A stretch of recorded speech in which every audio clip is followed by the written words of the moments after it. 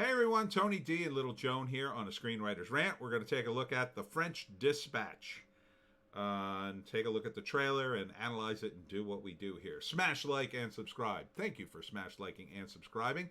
My hits are going up these days, and I have you to thank. Lots of subs. We're at 452, almost halfway to 1,000. Check out my books, Wokistan, a Novel, and The Pineys, available at Amazon.com, and of course the Webcomic Factory at thewebcomicfactory.com, celebrating 10 years of webcomics. Now let's get into it. It began as a holiday. Wes Anderson. Eager to escape a bright future on the Great Plains, Arthur Howitzer Jr. transformed the series of travelogue columns into the French. I love Wes Anderson movies mainly because Bill Murray's in them all the time, and he's got all this like quirky detail. It's fun. It's always interesting. Dispatch, a factual weekly report on the subjects of world politics, the arts, high and low, and diverse stories of human interest. You don't think it's almost too seedy this time? No, I don't. For decent people. It's supposed to be charming. He assembled a team of the best expatriate journalists of his time.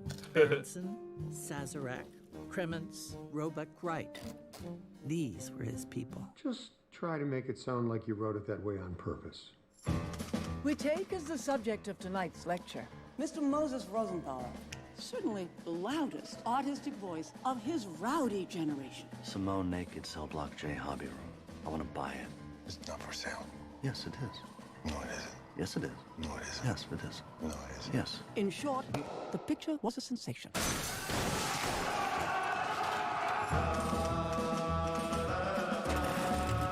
The kids did this. Obliterated 1,000 years of Republican authority in less than a fortnight. What do they want? Freedom. Full stop.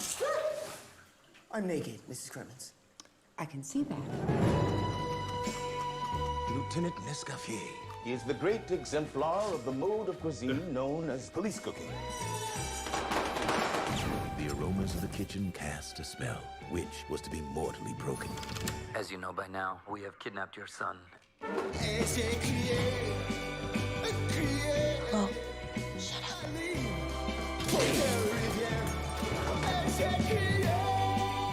A lot of crazy stuff in this one. Looks like Wes Anderson got a bigger budget. It's just all sorts of things. He's got this weird look to all his movies. They're kind of like set pieces, a lot of them. And I don't know. I always find them very entertaining. Even when the movie as a whole, you know, like the one about the three brothers wasn't particularly great, but I kind of liked parts of it. You know, got boring in places. It does get boring sometimes. The last one about the hotel was really good. I like that one. The Royal Tenenbaums is probably still my favorite, though. That to me was the funniest one. I like the comedy aspect of it. This looks pretty funny and lots of mayhem.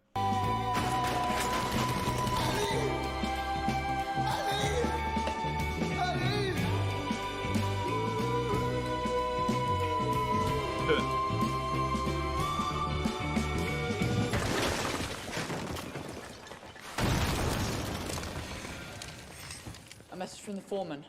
1 hour to press. You're fired. Really? Don't cry in my office.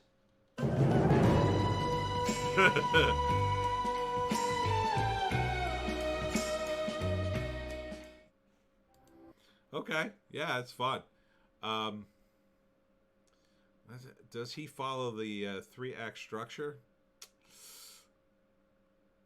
I think he did in the Royal Tenenbaums. And this looks like more like short stories, kind of. So I think if you had anyone who was going to sort of crack or break or play with that 3-act structure, it would probably be a guy like Wes Anderson. He'd do something weird. You know, if this movie's only a sampling, those sections, you know, it did number 1, number 2, you know, maybe there's 6 or 7 of them. So they're not really 3 acts. It's 6 or 7 stories. I don't know how many there are. Maybe there's 20.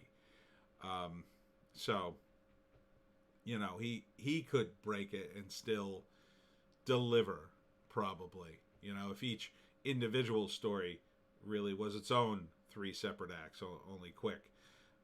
That could work. I don't think so. My sense is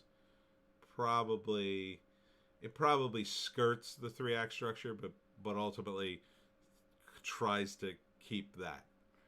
Because you have to. I mean, you just kind of have to, or it really can go off the rails. Especially in something that could get very indulgent, like this could. I like it. I mean, I like the look of it. I like Bill Murray. I like the cast. You know, again, you know, you're getting quality. Even if you get something that doesn't work, you feel like he at least tried something cool.